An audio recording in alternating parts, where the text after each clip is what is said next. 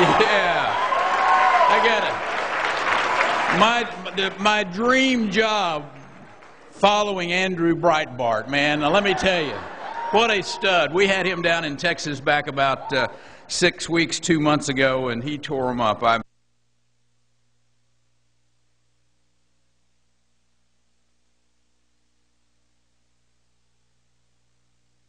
And Conrad, let me say thanks to you and welcome to the fine and fun world of elected politics. I know as a state senator here from Louisiana, you're going to be having great fun.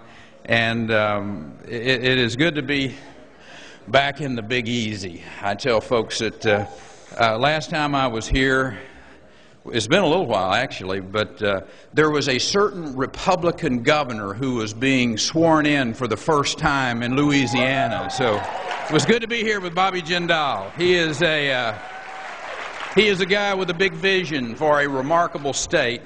We all are celebrating the impact that Bobby has had on Louisiana, but I'm not giving him credit for the Super Bowl victory. I'm sorry, Bobby. I can't just give it all to you. So, you know, it's really, when you think about it, it's really hard to believe that it's been nearly 5 years since our state's experienced the 1-2 punch of hurricanes Katrina and Rita. And I remember that phone call very vividly when Bobby's predecessor, with a voice that was very heavy with concern and with knowing that the people of Louisiana were being displaced, and she called up and she said, listen, she said, would you agree to take some people from Louisiana? And she said about 25,000 people from Louisiana that we've got to move out of harm's way. And you know, and the fact of the matter is, we're all human, and the Bible tells us to love our neighbors as ourselves. And I told her, I said, bring them on. Bring them on to the state of Texas.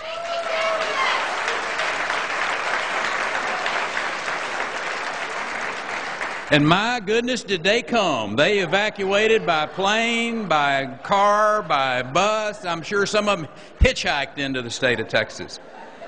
But what they found there was a state with open arms, a state that understood that by the grace of God goes us, and it could have been Texas just as well as it could have been Louisiana, and it could have been the governor of Texas calling the governor of Louisiana saying, can you help us? That's what makes this country great, having men and women and people like that. And I hope, you know, and all those folks came over, and many of them went back to Louisiana. But I'll tell you, it's amazing how many people who came over and saw how things are in the great state of Texas. And yep, you're fixing to get a Chamber of Commerce speech from me about what a great place Texas is. So those of you from other places, just get ready, because here it comes. You're going to get to hear, and I want to talk about just a little bit why that's important, and from the standpoint of having people like Bobby Jindal in office, an individual who really understands the importance of competition between states, why it's important that on your eastern border, where you have a great governor like Haley Barbour, who is putting in some powerful changes in that state over there. I mean, that's and we love to compete against each other. And Bobby, I want to get back to him just a second, because I truly admire him, and he is one of these leaders who proves that great things can happen when you cut problems down to size, and then you address them with common sense. You devise solutions that are based on essential conservative concepts, and you refuse to compromise on them. And that's the type of leadership that we look for across this country in the Republican Party. And this state is showing that type of principled conservative leadership. And I think one of the roles of a governor, and I certainly hope one of the roles of people who are engaged in this business of governing, we remind folks on a regular basis that the role of government, what government's role is, it's as servant, not as master. It's as protector, not as provider. And as the citizens of our country work to feed their families and pay their mortgages and set aside something for the future. They're being told today that Big Daddy government has all the answers. That's what we're hearing from a Washington, D.C. that is absolutely out of control. They're saying, now y'all don't worry your pretty little heads. We're going to take care of all your needs. We'll handle it. Y'all just sit back and let us take care of it. Washington is telling us, we'll let you know what medical procedure you can have, how much of your earnings we're going to take to pay for it, and we're going to tell you how to educate your children. That is what we are hearing out of Washington, D.C. today. And there is this endless struggle going on. Andrew gave you a great example of it, between the left and the right, the conservatives and the liberals, between socialism and democracy.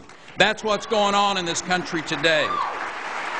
And I will tell you, this country is definitely tilted in the wrong direction, and we need to stayed focused on what really matters.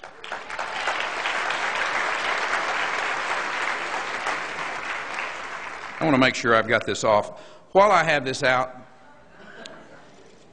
type in the words fired up, F-I-R-E-D-U-P, F-I-R-E-D-U-P, and text it to 95613. You do that, and we will keep you in tune about how you can continue to fight what's going on in Washington, D.C. Americans need to really... Now, here's what's happening. Let me just kind of put this in a little perspective. America's kind of emerging from a fog that it found itself in. I was a pilot in the United States Air Force for some years back in the early 70s, and one of the great and beautiful things was flying out of that fog and following those instruments and seeing that runway show up just like it was supposed to. That was a very comforting feeling. And America has been flying in a fog for too long. I tell people, I said, listen, Republicans got frustrated. They got frustrated because we elected men and women who said, elect us and we're going to go to Washington, D.C. with an R behind our names. And they went to Washington, D.C. and we couldn't tell the difference between whether they were Republicans or Democrats. That's what happened to the Republican Party.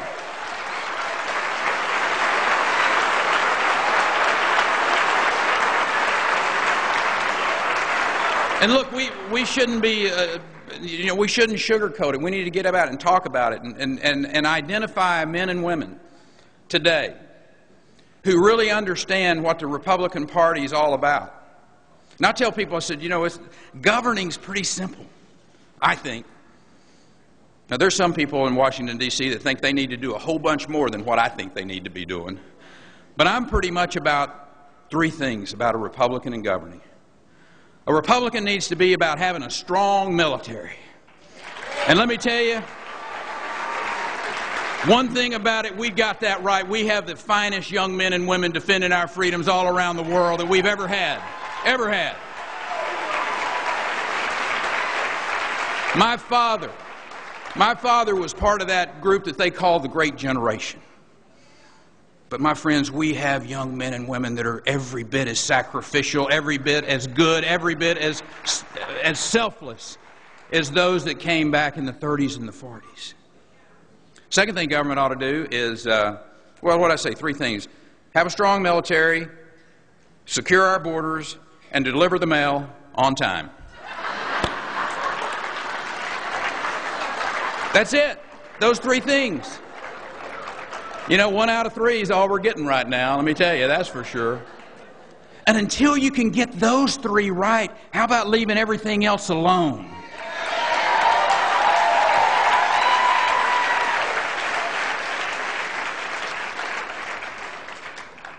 I want to get back and talk about Texas just a second if I can. And the reason I want... And the reason I want to do that is because I think there is a great story to tell here. As you look across this country today, and part of my job is to make other governors uncomfortable. I mean, truly think about it. I believe in the 10th Amendment with all my heart. It is a powerful part of our of that Constitution, that 10th Amendment. Because basically what it says is that the federal government was created to be an agent for the states, not the other way around. And the 10th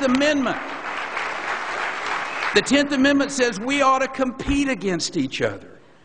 And those principles, those conservative Republican principles that have been put in place in the state of Texas have created a powerful economy there. And I think it goes without saying that in the state of Texas, that we are at the epicenter. We are at the apex of, if you will, of the states when it comes to the economy. When you look at what we've created there, and I tell people, I said, listen, Ralph, I'm only a little old animal science major from the beloved Texas A&M.